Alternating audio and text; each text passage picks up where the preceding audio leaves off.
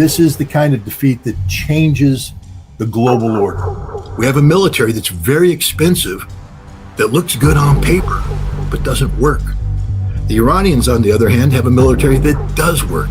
If a drone, and these drones cost $50,000, if they wiped out a desalination plant in Riyadh, Saudi Arabia, and it's a city of 10 million people, right? They'd be out of water in 2 weeks.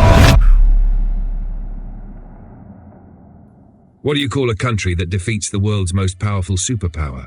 Well, if we ignore the argument over who truly deserves that title, the victor would have to be a superpower too.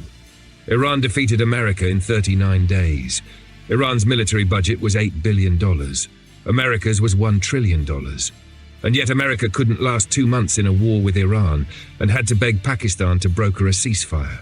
Many are calling this the biggest strategic mistake Washington has made in half a century. And if they're right, the consequences won't stop at the battlefield. They could reshape global power for decades to come. Today, we're breaking down what happened, why it happened, and why the world may never look the same again.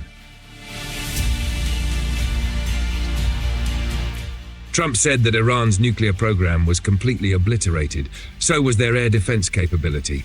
Their missile arsenal was supposedly gone forever. This war ended in June 2025, but in February 2026, the humiliation began. The so-called destroyed air defenses of Iran shot down 160 US drones, each costing $40 million.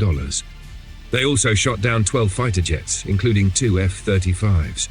One managed to get back to base, while the second was destroyed completely. Iran's economy, meanwhile, boomed. While all the puppet states in the Persian Gulf couldn't sell a single drop of oil, the US was begging Iran to sell theirs. Iran sold twice the amount at twice the price. Iran's oil profits are now 4 times higher than before the war. And from now on, any puppet state has to pay a fee to Iran just to be able to sell oil.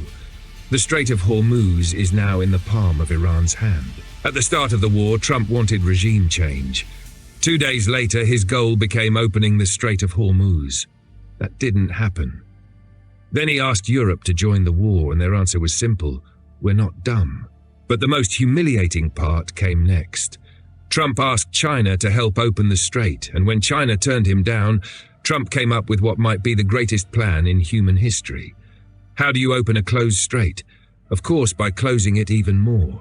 Iran closed the Strait of Hormuz, and the US responded with a blockade in the Indian Ocean.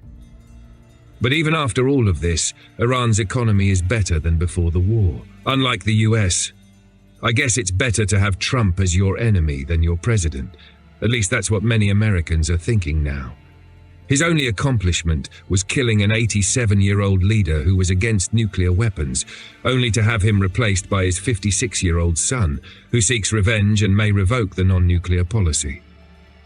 But the most amazing thing Iran did in this conflict was something truly unprecedented, something that had never happened before.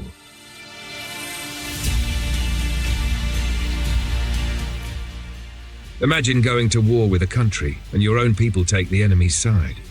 Many Americans stood with Iran. To understand why, you have to look closer. Iran forced the US to back off and possibly leave the Middle East in just 39 days, with minimal casualties on the American side. On the other hand, the US killed thousands of Iranian civilians, including 200 girls between the ages of 7 and 12. Iran could have sent agents to carry out retaliatory attacks on US soil. They could have done this easily with FPV drones, but they didn't, because they wanted to win the world's support, and unlike the US, they succeeded. But their most impressive achievement was destroying American missile defense systems and radars, to the point that the US had to take South Korea's THAAD system in the second week of the war. If the US were only low on ammunition, they could have just taken the interceptor missiles. But they took the launchers and radars too. That shows Iran really did destroy their radar network. But the crazy part is this: China spent the last decade trying to get rid of this system.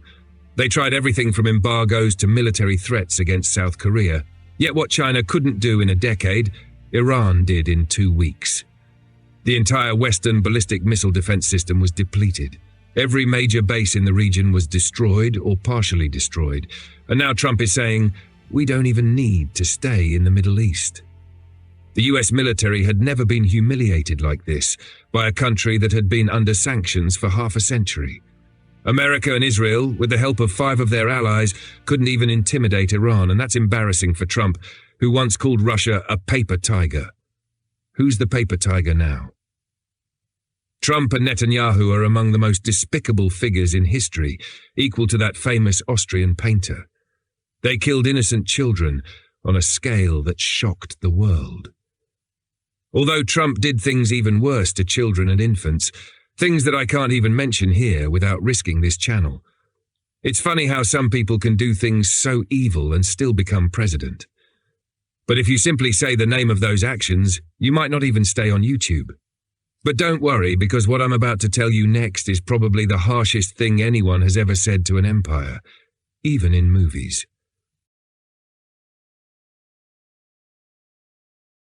You probably saw Top Gun Maverick.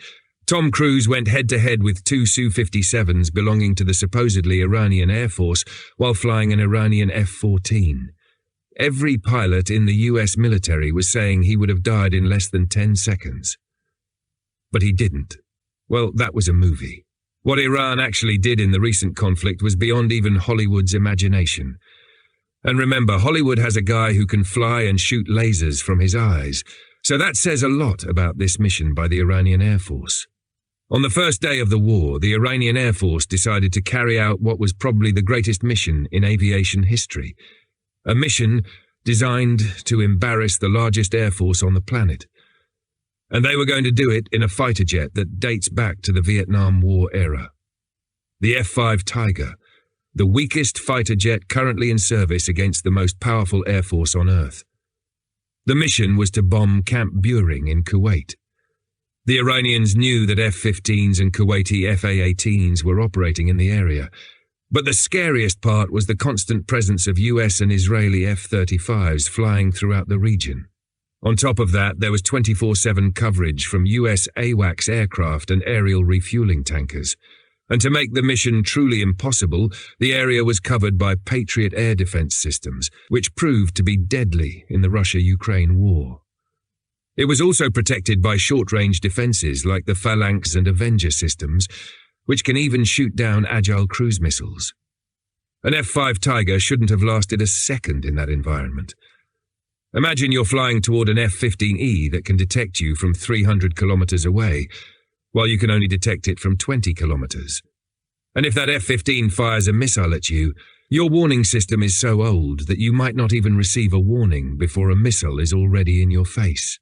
The Iranians sent dozens of Shahed 136 drones into Kuwaiti airspace as a distraction. Meanwhile, Iranian F-5s hugged the terrain and headed toward Camp Buehring. By the time the Iranian pilot released his dummy bomb, chaos had already begun. The Kuwaiti pilots went into panic mode because of a single F-5. In the confusion, 2 US F-15s were shot down. Some say it was air defense that brought them down. Others disagree. But what matters is that a single F-5 managed to bomb a heavily protected area and leave 2 F-15s destroyed. Credit for that goes to the Iranian pilot. Let's see if Tom Cruise can pull that off in the next Top Gun movie. But seriously, if the Iranians are this good with F-5s, F-4s and F-14s, can you imagine how worried the US and Israel will be when Iran gets its hands on Russian and Chinese 5th-generation fighters? Iranian pilots get less than 10% of the yearly flight time and training that American pilots receive.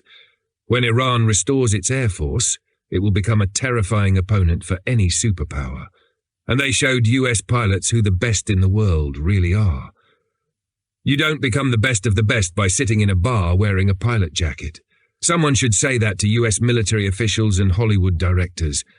You become among the best through faith and determination. And as I always do, I believe we will achieve great things on this channel. Sorry that I was gone for a while. Sometimes life throws challenges at us to test us. But you can help me with a single like or subscribe. It's free, and it helps the channel more than you think. I wish you all the best. This is Eastwind Brigade, where our voices unite and we rise together.